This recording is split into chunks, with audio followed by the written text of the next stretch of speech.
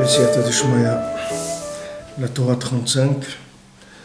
Donc on va entrer, Bezat Hashem, dans un nouveau monde. C'est-à-dire cette Torah-là, c'est comme toutes les Torahs, Baruch Hashem, on va entrer dans des choses nouvelles. Et c'est des nouveaux traitements. De Rabbeinu, on va entrer dans une nouvelle phase de traitement et Bezat Hashem, ça va amener la refoua, ça va amener la guérison, ça va amener beaucoup de délivrance à tous les gens qui vont suivre et qui vont, Bezat Hashem, rentrer là-dedans. Il faut remercier Hashem qu'on a le srout de savoir que, Hashem, ces médicaments, ils existent et qu'on arrive à les prendre à notre niveau, bien sûr, même si c'est pas le top, mais voilà, quelque chose on prend et on essaye de rentrer dedans, Bezat Hashem. Alors, c'est la Torah 35, la Shon Rabbeinu Zal. Ça veut dire, on va entrer, cette Torah-là, c'est une Torah que Rabbeinu lui-même, il a écrite. C'est pas une Torah qu'il a dictée, c'est une Torah que lui-même a écrite. Ashrei ha'am yodeh teruah, Hashem be'or panecha ya'alechun. Heureux le peuple qui connaît le son du chauffard, c'est-à-dire qui sait sonner du chauffard. Hashem be'or panecha ya'alechun. Hashem, dans la lumière de ton visage, ils vont aller. Ça, c'est un passouk qu'il y a dans Tehillim qui parle de Rosh Hashanah, de Tkiyot Shofar. Maintenant, il y a deux Torot dans le Likutei Moharan qui parlent de ça, c'est-à-dire de ce passouk-là, qui commence avec le même passouk. C'est cette Torah 35, et il y a dans le Likutei Moharan, il y a la Torah 13 aussi, qui parle de ce même passouk. Alors, pour les différencier, il y en a une qui s'appelle Ashrei ha'am hashgacha, c'est des providences, c'est la Torah 13.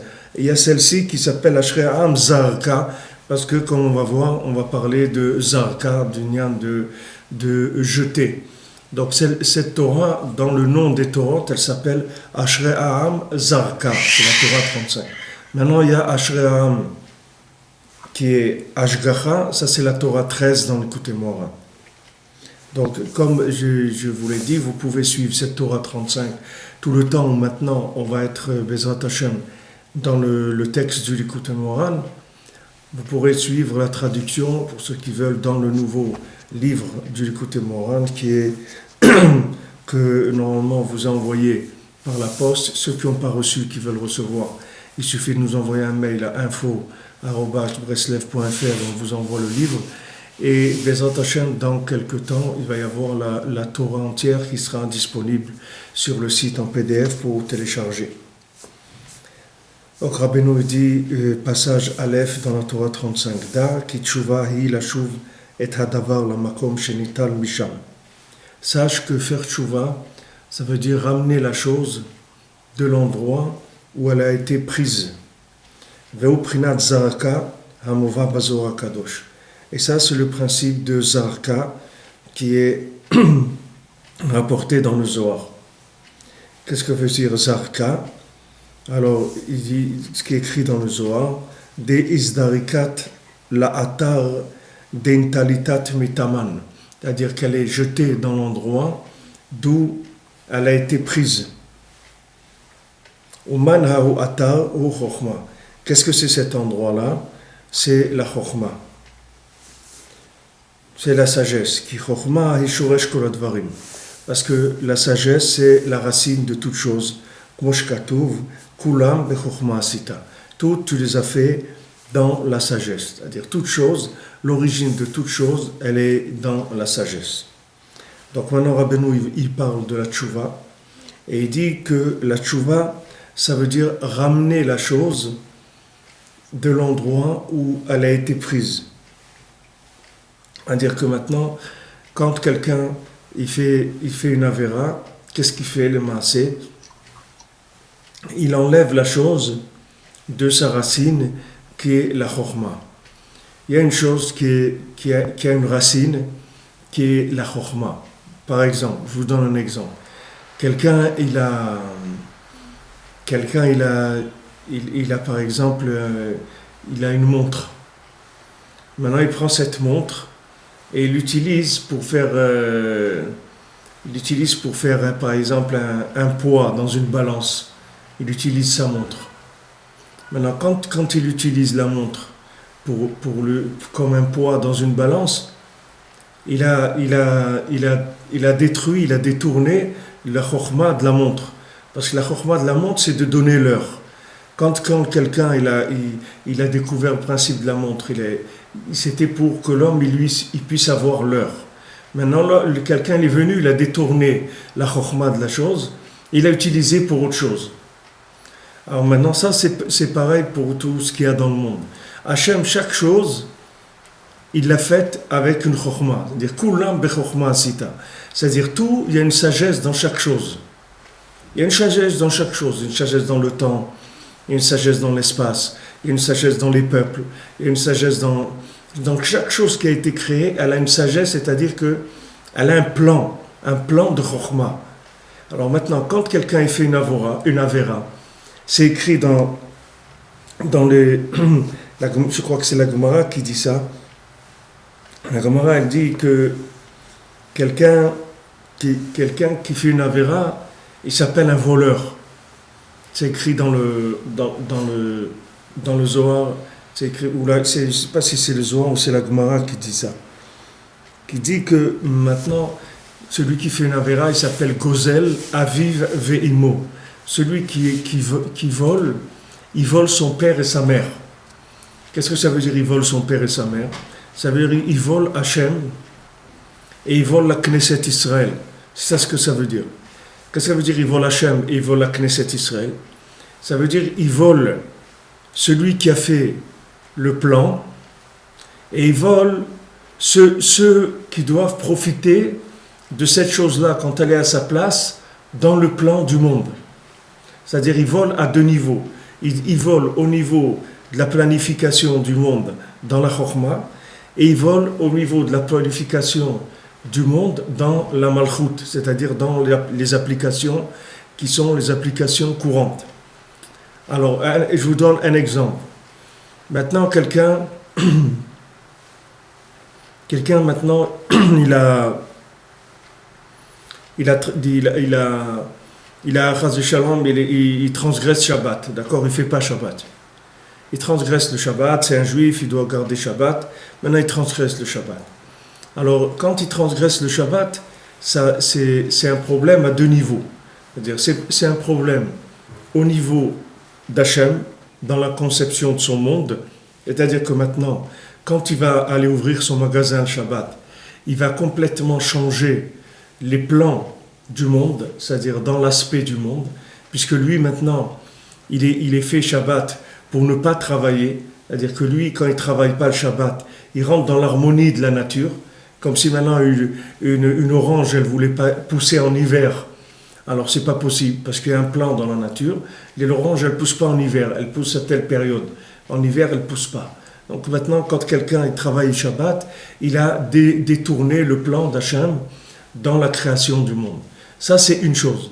Deuxièmement, il vole la Knesset Israël, parce que maintenant, ce que lui, il devait fournir comme service au peuple juif et à toutes les nations et à toute la bria, c'est-à-dire entière, toute la nature entière, ça il les vole. Ça s'appelle Imo. Il est Gozel Aviv et Imo. C'est-à-dire, il est Gozel, il vole sa mère, ça veut dire il vole la Malchut. Parce que maintenant, chacun il a besoin du fonctionnement de l'autre. Quand vous prenez une usine, c'est-à-dire quand quelqu'un dans l'usine il ne travaille pas bien, alors il vole le patron parce qu'il ne travaille pas bien, mais il vole aussi toute la chaîne de fabrication, puisque tous les gens ne peuvent pas travailler, puisque lui, il ne fait pas son travail. C'est-à-dire que lui, par exemple, au lieu de produire un truc toutes les 5 minutes, lui, il le produit toutes les 10 minutes. Donc, il a retardé toute la chaîne de fabrication. Donc, quand quelqu'un il a volé à deux niveaux. Il vole au niveau du concept et il vole au niveau de l'application. Quand quelqu'un il fait une avera, ça s'appelle Gozel Aviv Ve'imo. C'est-à-dire, il vole le père et il vole aussi l'application. Maintenant, dans les sphirotes, quand on rentre dans les sphirotes, quand quelqu'un il fait une avéra toujours à deux niveaux. Il fait toujours la avéra au niveau de la sphira, où cette avéra-là, elle est en rapport avec une sphira. Par exemple, quelqu'un, il doit faire un chesed, il ne fait pas le chesed. Donc maintenant, il est pogrom dans sphira chesed, c'est-à-dire dans la sphira de la bonté. Là-bas, il a abîmé. Pourquoi? Parce qu'il devait être bon et il n'a pas été bon. Donc il a abîmé la sphira de chesed. Mais aussi, il abîme en même temps malchut. C'est-à-dire il abîme en même temps l'application. L'application, ça veut dire quoi? Ça veut dire que ce chesed-là, à part maintenant dans le concept du chesed, il avait une application dans la malchut, c'est-à-dire dans la gestion générale du monde, c'est-à-dire dans tout le positionnement du monde. Ce n'est pas uniquement dans la sphira de chesed qu'il avait fait un problème, c'est qu'il a volé toute la bria entière, c'est-à-dire tout le monde entier. Il avait besoin de ce chesed-là pour avancer, pour découvrir Hachem. Et maintenant, lui, le fait qu'il n'a pas appliqué le chesed, alors il a fait que la malchut, elle a été volée, donc le fonctionnement, il ne marche pas. Donc quand quelqu'un veut faire tchouva, il doit ramener la chose dans sa racine, qui est la chokhma. Donc maintenant, c'est ce que Rabbi nous rapporte ici. Il amène le Zohar Kadosh qui dit que la chose isdarikat la atar d'intalitat mitaman unman hu atar chokhma. C'est-à-dire où est l'endroit d'où la chose a été prise? Elle a été prise de l'endroit de la sagesse. C'est de là-bas où ça a été pris. Ki chokhma ishoresh kol advarim, parce que la chokhma c'est la racine de toute chose. Comme il est écrit kulam bechokhma asita. Tout a été fait dans la chokhma. לכן צריך כל אחד לשמור את שכלו משכליות החיצוניות. Donc maintenant, Rabbeinu il va rentrer directement dans la réparation, c'est-à-dire dans le fonctionnement de la réparation. Donc Rabbeinu il te dit comme ça, c'est-à-dire du moment où toutes les avérotes, c'est des avérotes de chokhma, c'est là-bas où tu abîmes. Quand tu fais une avéra, c'est la chokhma que tu as abîmée, c'est la sagesse. Donc tu dois faire attention à ta chokhma à toi. Parce que ta chokhma à toi, c'est là-bas où il y a la racine de toutes les avérotes que tu vas faire. C'est-à-dire que dans l'individu lui-même, tout son problème, pourquoi il fait des avérotes, c'est parce que dans son cerveau, il y a un problème. C'est-à-dire dans sa chokhma, il y a un problème. Soit un problème de fonctionnement, soit un problème d'application, mais il y a un problème. Il a un problème dans la tête. C'est-à-dire que quand on dit que quelqu'un, il fait pas une avéra il avait une ichnas bor ou archtut, c'est-à-dire quelqu'un il fait pas une avéra s'il n'est pas rentré en lui de la folie, ça veut dire au moment où la personne, elle fait une avéra, elle devient folle, ça veut dire elle a perdu la tête. Ça veut dire son cerveau, il marche plus normalement. Donc Rabbeinu, il te dit, regarde, première chose, fais attention à ta tête. Fais attention à ce que tu mets dans ta tête. Ça, c'est la première chose. Il te dit, c'est-à-dire, garde ton cerveau de cerveaux extérieurs. Qu'est-ce que c'est des cerveaux extérieurs? Qu'est-ce que c'est son sechel? Le sechel de chacun, c'est ce qui va l'amener à pouvoir être en contact avec sa neshama s'il le respecte et il le développe comme il faut. C'est-à-dire, il a une première couche de sechel qui est l'antichambre du sechel, qui s'appelle notre cerveau à nous, mais qui est uniquement un amalgame d'informations. Et après, il y a le deuxième niveau du sechel, qui est le sechel iouni, c'est-à-dire le lien avec la neshama, c'est-à-dire la chokhma de la neshama. C'est-à-dire pas la chokhma de l'analyse de ce monde, mais la chokhma qui provient de la neshama, qui est une vision supérieure des choses par rapport à ce monde-là, qui est une vision beaucoup plus vraie et beaucoup plus équilibrée aussi, beaucoup plus en place, puisque quand tu vois les choses avec ta neshama, tu vas les voir comme il faut les voir. Donc Rabbeinu te dit attention, dans le monde, il circule des concepts. Ces concepts-là, ce sont des concepts chitzonim, c'est-à-dire extérieurs. Pourquoi ils s'appellent extérieurs? Parce que ce sont des conseils qui ont été fabriqués par des gens qui n'ont pas accès à l'intérieur. J'explique. C'est-à-dire que maintenant, il y a des gens, tous les gens, ils ont été parachutés dans ce monde. Tous les êtres humains qui se trouvent sur Terre, ils ont été parachutés sur terre. Qu'ils le veuillent ou qu'ils ne le veuillent pas, ça ne change rien du tout. Ils ont été parachutés sur terre. Maintenant, quand ils sont sur terre, ils n'ont pas choisi comment ils allaient naître. Il y a des gens qui ont été choisis pour naître comme un goy, il y a des juifs, ils ont été choisis pour naître comme juifs. Celui qui naît comme goy, en tant que goy, il a un certain travail à faire jusqu'à ce qu'il va se rapprocher du judaïsme. Celui qui est né comme un juif, il a un certain travail à faire jusqu'à ce qu'il va se rapprocher du tzaddik et va se rapprocher d'Hachem. Donc tout celui qui vient, qui atterrit dans ce monde, il a été pris d'un certain endroit et il a été jeté dans ce monde. Maintenant, il a un message en lui, on lui a dit ce qu'il devait faire dans ce monde. Maintenant, il doit chercher qu'est-ce qu'il est venu faire dans ce monde. Et Hachem, il va lui diriger, que ce soit un juif, que ce soit un goy, chacun, il doit arriver à un maximum d'exploitation de ce pourquoi il est venu sur terre, qui est son but de la vie sur terre. Donc, il doit arriver à ça, il faut qu'il cherche. Il faut qu'il cherche. Alors, Rabbeinu, il te dit, avant qu'on commence à parler, à rentrer dans les concepts de la vérité, dans le progrès dans la vérité, dans l'avancement, dans la découverte des notions de la vérité, fais attention, ne rentre pas des poubelles dans ta tête. Qu'est-ce que c'est ces poubelles? C'est Chochmot Chitzoniot. Ce sont des concepts qui ont été mis en place par des amateurs. Qu'est-ce que c'est ces amateurs? Ce sont tous les scientifiques, tous les philosophes, tous les gens qui ont observé le monde et qui ont tiré des conclusions des analyses de ce monde. Ça s'appelle Chochmot Chitzoniot, c'est-à-dire ça s'appelle des compréhensions extérieures. Pourquoi elles s'appellent compréhensions extérieures? Parce qu'elles n'ont pas été faites par des gens qui connaissaient les choses de l'intérieur. Elles ont été mises en place par des gens qui connaissaient les choses que de l'extérieur. Donc comme ils connaissaient les choses que de l'extérieur, c'est-à-dire ils ont fait une analyse de l'extérieur, ils ont fait des sciences expérimentales, alors ils ont tiré des conclusions de leur expérience, et c'est avec ça qu'ils ont créé leur chokhma. Ça leur sagesse. C'est-à-dire toute la chokhma des goïm, elle est basée sur l'analyse extérieure du monde, sur la manifestation extérieure du monde, que ce soit manifestation matérielle ou manifestation même spirituelle, mais c'est une analyse de quelqu'un qui est à l'extérieur. Donc Rabbeinu te dit, regarde, tu veux faire tchouva, tu veux pas faire des avérotes. Regarde, première chose, garde ta tête, fais attention à ta tête.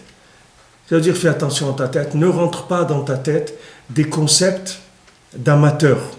C'est-à-dire des concepts qui ont été créés, qui ont été mis en place par des amateurs, qui sont des analystes extérieurs des choses. Ne te fie pas à eux, parce que ça, c'est le début des avérotes. C'est-à-dire, quand tu vas rentrer dans ta tête un concept qui est extérieur, c'est ça qui va t'amener à faire une avéra. C'est-à-dire, ce concept-là, quand tu rentres, c'est simple, c'est-à-dire ça fonctionne très simplement, c'est-à-dire c'est très facile à comprendre ce que Rabbeinu dit ici à ce niveau-là. Quand maintenant tu vas rentrer un concept qui est faux dans ta tête, c'est-à-dire qui est faux, qui a été mis en place par un monsieur qui est un observateur, d'accord? Il observe. Et selon ce qu'il observe, il tire des conclusions, des déductions, et il dit voilà, donc ça fonctionne comme ça. Maintenant, quand tu prends cette compréhension-là, qu'est-ce que tu as pris? Tu as pris la compréhension de quelqu'un qui n'est pas attaché à la chokhma de la création du monde. Il n'est pas attaché à la sagesse qui est la base de la création du monde. Il n'est pas attaché au concept comme Hachem il l'a conçu. Par exemple, Hachem il a conçu le jour du Shabbat pour que le juif il garde Shabbat. Ce jour-là, il a été conçu pour ça. Donc maintenant, si tu vas te fier à des analystes qui ne sont pas branchés sur la chokhma d'Hachem. Donc ils vont te dire, mais le Shabbat, c'est un jour où tu peux faire des très belles recettes dans ton magasin. C'est-à-dire, si tu ouvres ton magasin le samedi, alors tu vas voir, tu vas faire des belles recettes, puisque les gens ils sont libres, ils sont détendus, etc. C'est le jour où ils soufflent après tous les 5 jours de la semaine, et ils commencent leur week-end, le long week-end du samedi et du dimanche, donc ils sortent, ils font des achats, etc. Donc on voit que le samedi, c'est un jour de commerce qui est qui est très très bien, c'est-à-dire c'est un jour qui est florissant en commerce. Ça, c'est l'analyse de quelqu'un qui est dehors. Donc lui, il analyse la chose comme ça. Tu regardes, toi tu as un magasin, pourquoi? Tu veux faire du chiffre, tu veux gagner de l'argent. Voilà comment tu vas gagner de l'argent. Le samedi, tu ouvres très tôt et tu travailles bien toute la journée. Avec ça, tu vas faire des belles recettes. C'est un jour qui est propice au commerce. Maintenant, Hachem, il vient et te dit, regarde, moi, c'est moi qui fais le monde. Et moi, je te dis, le Shabbat, ferme le magasin. C'est comme ça que tu vas gagner de l'argent. Alors maintenant, tu as le choix entre deux concepts. Je prends un exemple très très simple. Après, chacun il a qu'à se débrouiller dans sa vie à chercher lui-même ses applications. Là, je prends un exemple très simple, très caricatural. Donc maintenant, la personne, elle va écouter les analystes qui s'appellent des analystes dans une sagesse, qui est une sagesse extérieure, puisqu'elle s'appelle la vie vue de l'extérieur. Et il y a la vue de l'intérieur. C'est une autre vie complètement. Et je crois qu'Anaël, dans son livre, elle emploie cette expression-là. La vue de l'intérieur. C'est-à-dire, comme ces gens-là, les autistes, ils ont une impossibilité de fonctionnement des sens, donc ils n'ont pas de possibilité d'avoir des analyses extérieures du monde, puisque tous les capteurs, qui sont des capteurs extérieurs, ils marchent pas chez eux. Donc ils ne peuvent pas avoir de contact avec le monde sur tout ce qui est analyse extérieure. Donc ils vont avoir une analyse que de l'intérieur. C'est-à-dire c'est uniquement par la Neshama qu'ils vont avoir un contact avec le monde. Donc ils vont voir des choses beaucoup plus loin que ce que nous on voit, puisque eux ils ne peuvent pas se faire attraper par le côté extérieur. Alors Rabbeinu te dit, fais attention, ne rentre pas dans ta tête des concepts qui sont des concepts extérieurs.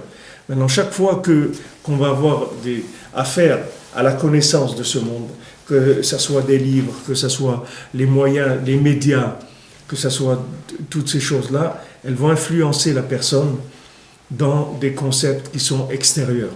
Rabbeinu, il te dit, voilà, de rentrer les concepts extérieurs dans ta tête, c'est ça le début des Averot. Donc si tu veux faire attention, tu ne veux pas faire des Averot, garde-toi de ces choses-là. C'est dangereux.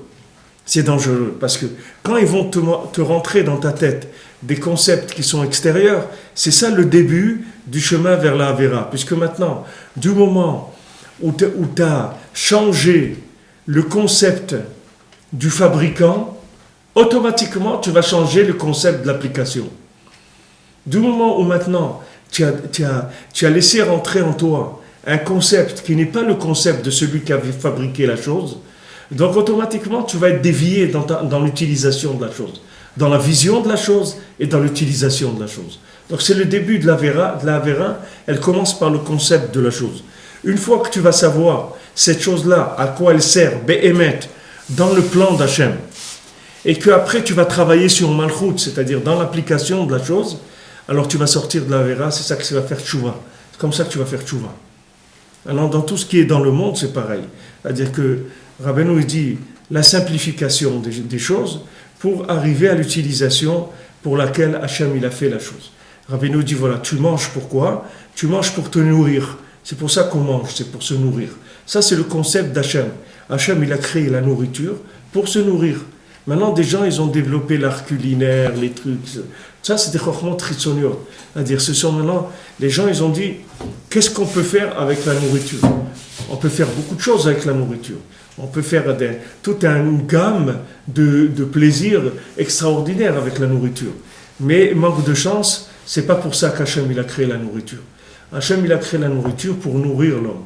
Donc maintenant quand l'homme il va déformer le concept de la nourriture, il peut même arriver à ce que la nourriture elle va le détruire. C'est pas qu'elle va le nourrir. Il va créer une nourriture qui donne beaucoup de plaisir et qui détruit la personne. Il peut arriver jusque-là. Pourquoi? Parce que le concept, il a été trafiqué à la base. C'est-à-dire qu'il a fait rentrer en lui des conceptions de vie qui sont fausses. Donc Rabbeinu, il te dit, voilà,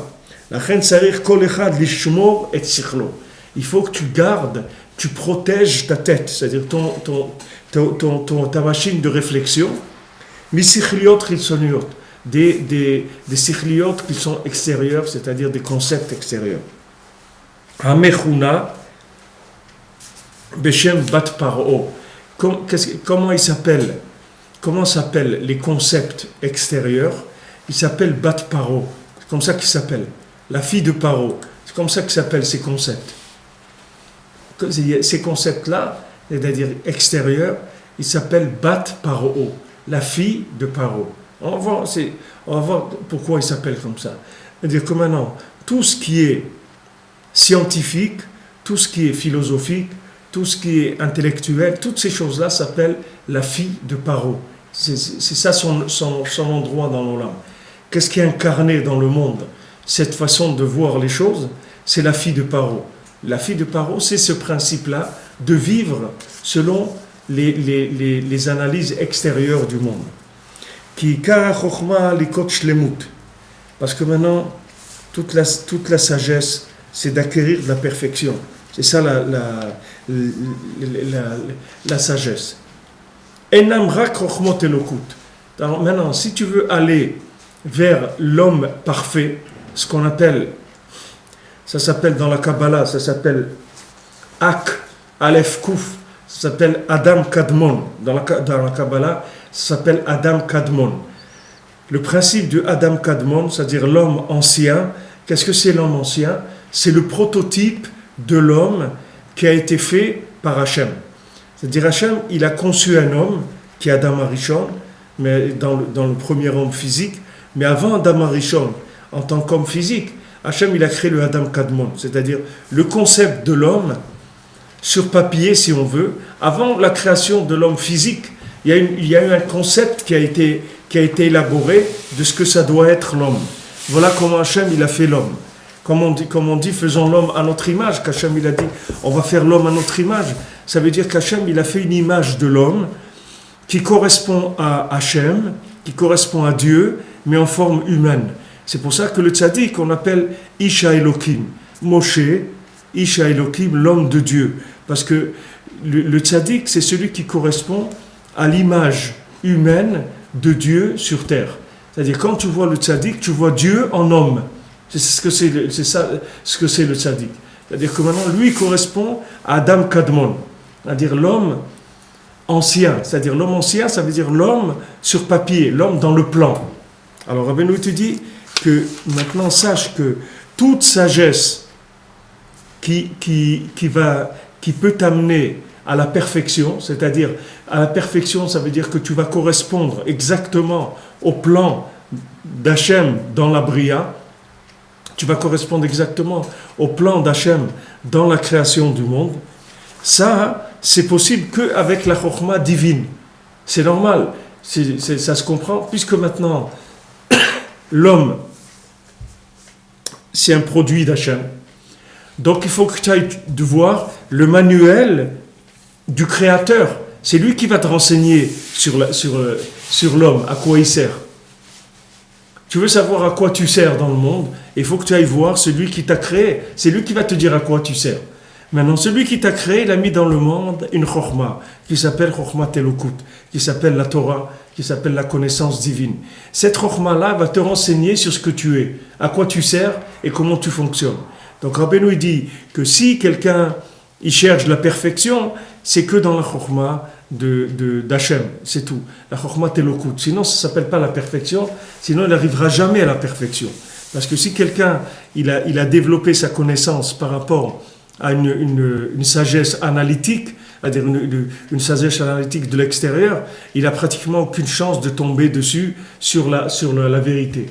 À part les Avot, ils sont arrivés par l'analyse extérieure à découvrir Hachem dans le monde, mais les Avot, c'est parce qu'ils étaient purs. C'est-à-dire ils avaient en eux, ils avaient réparé déjà les midot. Alors comme ils avaient réparé leurs midot, ils étaient prêts à aller vers la vérité comme elle est dans son concept.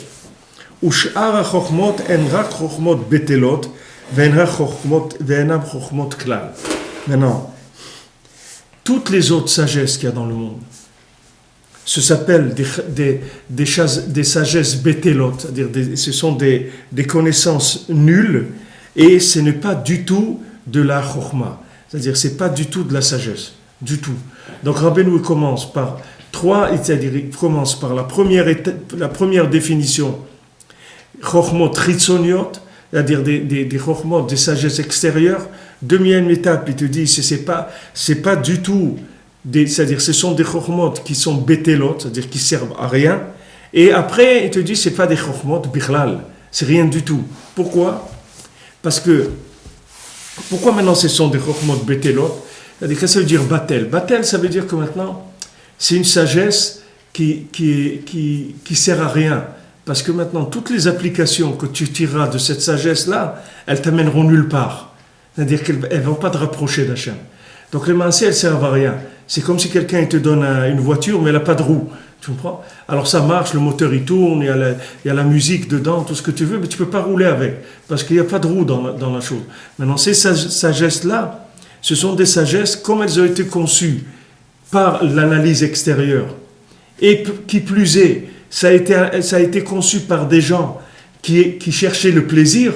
Donc c'est impossible que de ça, tu vas trouver une application qui est vraie. C'est sûr que tu ne pourras pas trouver. Donc tu ne vas pas trouver une application qui est réelle.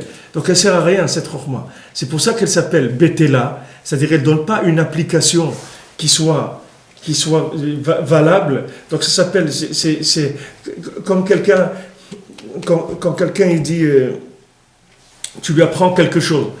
Alors il te dit, maintenant ça, à quoi ça sert? Qu'est-ce que je fais avec ça? Il dit, non, il faut que tu saches ces choses-là, c'est important que tu saches et tout. Mais pourquoi? Qu'est-ce que je vais faire avec ces choses-là? C'est-à-dire, si maintenant, tu n'es pas capable de me donner l'application, que cette application va me rapprocher d'Hachem, ce que tu es en train de m'enseigner là, ça ne me sert à rien. À quoi ça va me servir? Je vais l'appliquer en quoi? C'est-à-dire, en quoi je vais changer ma vie avec cette chose-là? Donc, si maintenant tu ne m'as pas donné une application, ça ne me sert à rien ce que tu es en train de me dire. Qu'est-ce que tu veux que je fasse? Ça s'appelle Chokhma Betela. C'est-à-dire, ça s'appelle maintenant que Batel, ça veut dire qui ne sert à rien. C'est-à-dire que c'est quelque chose qui ne sert à rien, comme un récipient, un truc qui ne sert à rien, tu le jettes et tout, parce qu'il ne sert à rien, il n'a pas d'application. Ça, c'est Batel. Et après, il te dit que ce n'est pas des chokhmot bichlal. Ce n'est pas de la chokhma bichlal. Quand c'est Batel, ça c'est dans Malchut. Et quand c'est la chokhmot bichlal, c'est dans les sphirot de la chokhma. C'est-à-dire que tu prends dans la sphira de la chokhma elle-même. C'est pas de la chokhma du tout, même au point de vue chokhma. Maintenant, sortons d'application, rentrons dans le monde analytique uniquement, de la réflexion. Rabbeinu te dit que même là-bas, c'est pas de la réflexion bichlal, c'est de la bêtise totale. Rabbeinu dit dans Sichot Haran, il dit ne croyez pas les philosophes et trucs, tout ce qu'il dit c'est des bêtises complètement. Même au point de vue sagesse, c'est pas de la sagesse du tout. Même au point de vue intellectuel, c'est pas de l'intellect bichlal. C'est nul, c'est rien du tout bichlal. C'est nul, même dans le fonctionnement de la sphira, de la chokhma, c'est pas de la chokhma. Maintenant, ne parlons pas dans Malchut, c'est-à-dire dans l'application de la chokhma. C'est sûr que c'est rien, puisque déjà dans la chokhma elle-même c'est rien. C'est sûr que dans son application, il va arriver à rien du tout. Donc, Rabbeinu, il nous a dit maintenant que la chokhma chitzonite, c'est-à-dire cette chokhma qui s'appelle sagesse extérieure et sagesse sagesse stérile, c'est-à-dire improductive, et qui s'appelle que c'est pas de la sagesse du tout, ça s'appelle Bat Paro. D'accord? La définition, ça s'appelle la fille de Paro. Alors maintenant, Rabbeinu il va dire qu'est-ce que c'est Bat Paro. Pourquoi Bat Paro? Rabbeinu dit ou Bat hi meramezet ala chokhma she'ena chokhma. Maintenant, qu'est-ce que c'est Bat? Ça s'appelle une sagesse qui n'est pas une sagesse, c'est-à-dire une connaissance qui n'est pas une connaissance. Comme Shamuch Menuzal, Havi'i Banai Merachok, ou Bnotai. Alors, quand les Chamim, ils ont dit comme ça, il est écrit amenez, faites venir mes enfants de loin. C'est-à-dire, c'est-à-dire faites revenir mes enfants de la galoute, c'est-à-dire ramenez mes enfants de la galoute. Au Bnotai, c'est-à-dire mes fils, ramenez-les de l'exil, et mes filles, c'est-à-dire que maintenant, il y a deux sortes de galoutes.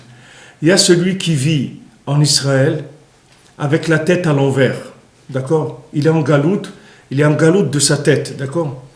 Et lui, il y a celui qui vit en Chutz La'aretz, il est dans deux galoutes. Il est dans la galoute de l'endroit et il est dans la galoute de sa tête aussi. c'est-à-dire les deux galouyot. Alors celui qui est en galoute en Eretz Israël, ça s'appelle une galoute masculine. Pourquoi? Parce que c'est une galoute de la tête, c'est tout. C'est-à-dire qu'il a sa tête à l'envers, mais maintenant il est dans l'endroit où il faut. Il est en Eretz Israël.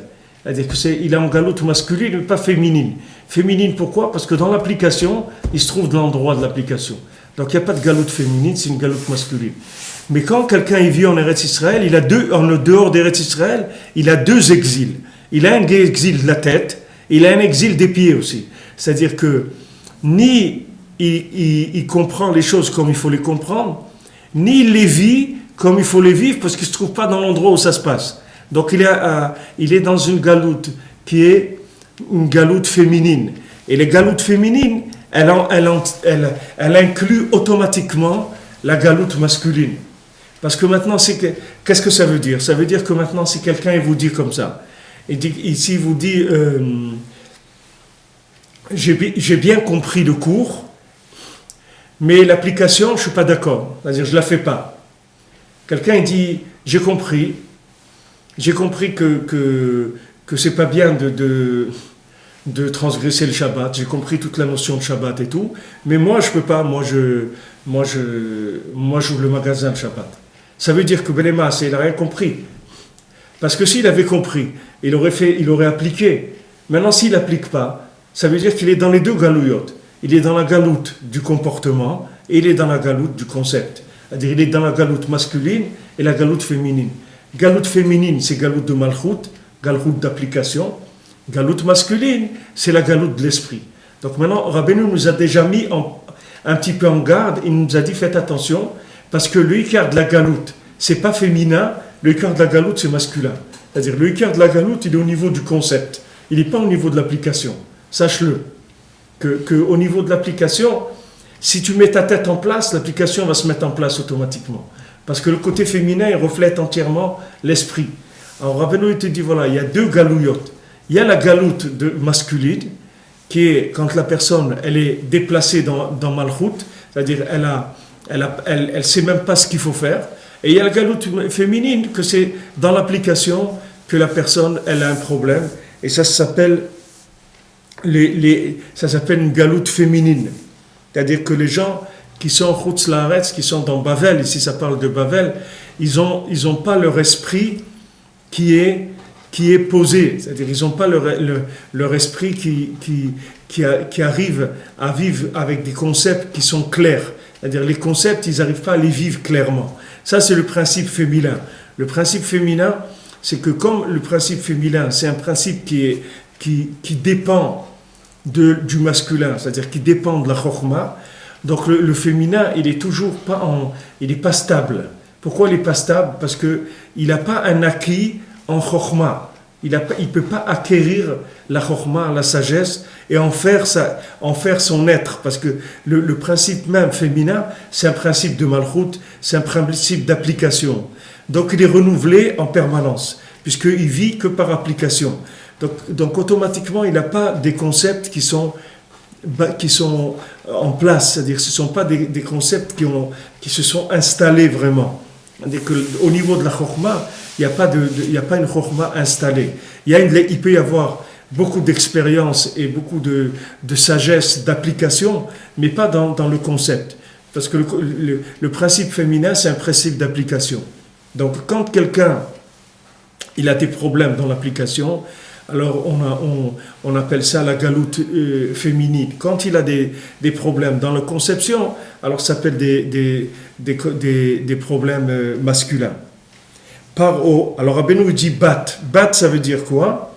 Ça veut dire problème d'application. Paro, la chante bitoul. Maintenant, qu'est-ce que c'est paro? C'est quand on emploie le mot paro, ça veut dire c'est quelque chose qui annule. C'est-à-dire c'est quelque chose qui fait la non-utilisation valable de la chose. C'est ça paro. Pharaon, c'est ça ce que ça veut dire. Parce que le mot paro, al tafri'u et ta'am. Qu'est-ce qu'il a dit paro? Ne dérangez pas le peuple. Tafri'u, le mot, les afriya, ça veut dire déranger. Maintenant, paro, c'est celui qui, c'est le dérangeur. C'est-à-dire, il est dérangé aussi, lui, mais c'est un dérangeur. Ça veut dire que c'est un dérangeur. C'est quelqu'un qui vient, comme maintenant, lui, il vise les plaisirs de ce monde. Donc lui, il va s'attaquer à la chokhma directement. C'est-à-dire, lui, il va aller attaquer le principe masculin. C'est pour ça qu'il a dit jeter tous les garçons dans le fleuve. Les filles, il dit ça, il n'y a pas de problème, vous pouvez les faire vivre. Pourquoi ? Parce que du moment où je vais tuer les hommes, les femmes, elles sauront pas quoi faire. Donc il n'y a pas de problème. C'est-à-dire que c'est comme quelqu'un il rentre dans l'usine, il dit les ouvriers, vous pouvez les laisser. Mais vous prenez les patrons, vous les jetez dehors. Mais quand on va jeter les patrons, les chefs de l'entreprise, automatiquement les employés ne sauront pas quoi faire. Puisqu'il n'y aura plus personne pour leur donner les directives de travail, etc. Donc ils vont être perdus. Alors Paro, lui, s'attaque au masculin. C'est-à-dire Paro, il attaque le principe du concept. C'est là où il va nous attraper. C'est-à-dire que lui, c'est un travailleur sur la tête. C'est-à-dire qu'il travaille les concepts. Alors c'est pour ça que son nom, ça s'appelle un dérangeur. Qu'est-ce que ça veut dire un dérangeur, c'est-à-dire c'est quelqu'un qui vient disturb, il vient déranger. Comme dans les chambres d'hôtel, vous avez un petit truc, not disturb, ne venez pas déranger. Ne nous dérangez pas, on va être tranquille. Maintenant, lui, c'est un dérangeur professionnel. C'est ça son métier. Qu'est-ce que veut dire dérangeur ? C'est-à-dire il va te déranger la tête. Il va te déranger la chokhma, c'est-à-dire tes concepts de la vie, il va te les déranger. Une fois qu'il va te déranger les concepts, il te dit le féminin, moi ça ne me dérange pas. Pas de problème. Pourquoi ? Parce que du moment où je t'ai attrapé la tête, si quelqu'un lui a saoulé la tête, on n'a pas besoin de lui saouler ses pieds, ses mains et le reste. Pourquoi ? Si vous l'avez saoulé dans sa tête, automatiquement son corps il est saoul entièrement, tout le corps. C'est-à-dire toutes les applications, elles vont être faussées. Donc Paro, lui, il va essayer d'attaquer les concepts et d'empoisonner, de détruire, de dévier, de faire toutes sortes de problèmes dans les concepts. Il va essayer de nous rentrer dans la tête des concepts de vie qui sont faux. C'est là où il va y avoir la véritable guerre, c'est-à-dire c'est une guerre à l'origine, une guerre philosophique. C'est pour ça que les gens qui n'ont pas de tête, ils ont un côté où ils sont protégés. Vous voyez dans le Chacham et le Tam, et Bezat Hashem, on y reviendra, c'est-à-dire on reprendra sûrement beaucoup de fois le Maasé du Chacham et du Tam dans cette Torah-là, parce que vous voyez on voit dans ce Maasé, on voit deux façons d'être. On voit le Chacham, c'est-à-dire le gars qui a une tête, une intelligence extraordinaire, qui est surdoué, et qui apprend tous les métiers du monde, les plus importants, orfèvre, médecin, philosophe, tailleur, etc. Et il obtient son diplôme très rapidement, etc. Maintenant, avec sa sagesse et sa réflexion, il se perd complètement, jusqu'à ce qu'il arrive à dire que, Chas v'Shalom, le roi n'existait pas. C'est-à-dire, il vient nier l'existence de Dieu. Ça, c'est la chokhma qui l'a amené à ça. Et il y a celui, le Tam, que lui, il est simple, c'est-à-dire il est très féminin dans sa façon d'être. Parce que il est déjà, lui, pour faire une chaussure, c'est compliqué pour lui. C'est-à-dire une application. Pourquoi la chaussure ? Parce que la chaussure, on avait dit que la chaussure, c'est le principe même de l'application. Puisque la chaussure, c'est elle qui te met en contact avec la terre. Donc le principe de la chaussure, on avait dit que dans les brachot qu'on fait le matin, la chaussure, c'est quand on met les chaussures, c'est chez Asali Kol Tzorki. C'est ça les chaussures. Quand on met les chaussures le matin, la bracha qu'on met kaven, c'est Asali Kol Tzorki. Parce que la chaussure, ça veut dire Hachem, il m'a fait tout ce dont j'ai besoin. C'est ça la chaussure. Comme on dit, il a une chaussure, il a trouvé une chaussure à son pied, ça veut dire qu'il a trouvé l'application, ça y est. Il a trouvé le côté féminin. D'ailleurs, c'est une expression qui est employée pour quand quelqu'un il a trouvé son mari ou sa femme, c'est-à-dire quelqu'un il a trouvé sa femme, on dit il a trouvé une chaussure à son pied. Ça veut dire qu'il a trouvé l'application de sa vie, ça y est, il a trouvé le côté féminin, il va commencer à appliquer. On voit deux êtres, un qui est privé de l'application, un qui est entièrement masculin, il est privé de l'application. Un autre qui est entièrement féminin, il est privé de la sagesse. Il n'a pas de sagesse. C'est un idiot, il ne sait pas comment faire les choses. Il a un sechel très très petit. Maintenant, ces deux personnages, ils sont confrontés. Maintenant, Rabbeinu, il te dit, regarde. Rabbeinu, il te dit, regarde. Le Chacham, il parle avec le Tam. Il lui dit, mais toi, tu es un fou. Toi, tu es un fou. Alors, le Tam, il lui dit, moi, je suis un fou. Il dit, moi, je peux arriver à ce que toi, tu es. En une seconde, je peux arriver à ce que toi, tu es. Mais toi, c'est très, très difficile que toi, tu arrives à moi. C'est-à-dire que maintenant, quand quelqu'un il a l'application, c'est très facile pour lui d'arriver à la sagesse. Pourquoi? Parce qu'il a déjà le côté application expérimentale de la chose. Il suffit maintenant que tu lui donnes les bonnes directives et ça y est, il va commencer à avancer comme il faut. Mais l'autre qui a uniquement la connaissance, pour lui de se connecter sur l'application, c'est très très difficile pour lui. Parce que chaque jour qu'il analyse avec sa tête, il s'éloigne de plus en plus des applications, puisqu'il a une tête qui tourne à une telle vitesse qu'il est loin de concevoir la vérité dans l'application. Puisque lui, il part dans des élucubrations de la tête. Il se perd complètement au point de vue application. Donc dans ce maasé-là du Chacham Etam, on voit bien ici le problème des deux, c'est-à-dire le problème masculin et le problème féminin. Donc il te dit ici que Paro, c'est un dérangeur masculin. C'est-à-dire c'est quelqu'un qui va déstabiliser le cerveau pour après récupérer au niveau de l'application, puisque du moment où il t'a trafiqué ton GPS, c'est-à-dire il t'a trafiqué ton volant, lui il va t'attendre à la station où tu vas arriver, parce que lui il t'a mis de travers déjà. Donc tu vas arriver automatiquement là où il voulait que tu arrives. C'est pour ça qu'il n'avait aucun problème à laisser les filles vivantes. Il a dit aucun problème, tuez que les garçons, c'est tout. Les filles vous pouvez laisser vivre. Pourquoi? Parce que du moment où les filles, il n'y aura pas de garçons, elles n'auront personne pour les diriger et automatiquement elles vont faire des bêtises puisqu'il n'y aura personne qui va leur donner les véritables concepts. C'est ce qu'elle a dit, Yocheved. Yocheved, elle a dit à moi, mais dit que maintenant, toi, qu'est-ce que tu fais? Tu ne veux pas avoir d'enfants parce que Paro, il a dit de tuer les garçons. Mais il lui dit, mais toi, tu es pire que Paro. Paro, il a dit de ne pas avoir des garçons. Mais toi, si tu dis de ne pas avoir d'enfants, ça veut dire ni des garçons, ni des filles. C'est-à-dire que tu as fait encore pire que Paro. Paro, il a dit, il enlève les garçons. Mais toi, tu veux enlever tout, les garçons et les filles. Ok, s'il naît un garçon, il va le tuer. Mais s'il naît une fille, elle va vivre. Et alors, s'il y a une fille qui vit, c'est déjà quelque chose. Un jour, on va trouver un garçon. Et ça y est, quand on aura trouvé le garçon, tout le côté féminin, il va avoir son tikkun. Il va être réparé. Donc, tu vas pas empêcher le féminin parce qu'il n'y a pas le masculin. Développe le féminin, ça fait rien. Si maintenant il n'y a que le féminin, développe-le. Et après, Bezat Hashem, quand tu vas trouver le masculin, alors tu vas remettre les choses en place et tu vas avancer. Mais tu peux pas être pire que Paro. Toi, tu dis aux gens, il ne faut plus avoir des enfants parce que Paro, il jette les garçons, mais les filles, il ne les jette pas. Ok, on n'aura pas de garçons. Les garçons, ils vont mourir. Il nous restera toujours les filles. Donc ça aussi, c'est quelque chose, on reviendra dessus.